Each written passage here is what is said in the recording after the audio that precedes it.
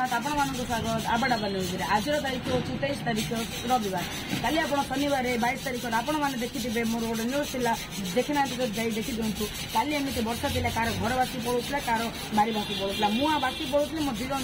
जाई धरी आए से कथा छाड़ जे आम गाटा भासी पड़ूला आम 3 जन धरी आए से कथा छाड़ ब्रह्मपुर लोक जाए के विश्वास कर काली 4 जन आई मत कहले पानी ना वर्षा हम पानी ना छाड़ी एवं खरा उठी किए मुंड बुले पड़गला जन पड़गला जाए आम 2 जन गुटे धरी आए सतर कौन ब्रह्मपुर बासी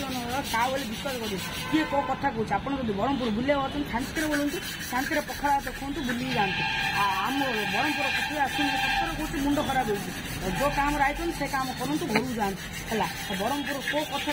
कौ लोक कथा भल ना मुझे ब्रह्मपुरवासी खराब भावेनि मुझे ब्रह्मपुरवासी कहर ना जे हेल्ले कहीदे कौन तुम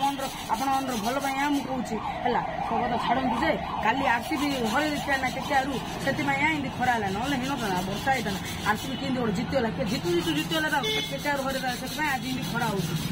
कौच मुझे रही बेस लंग वीडियो है ये रही आम कैमेरामैन जगन्नाथ साहू मो रिपोर्टर रुपसम साहू ये रही आबाडाबा न्यूज।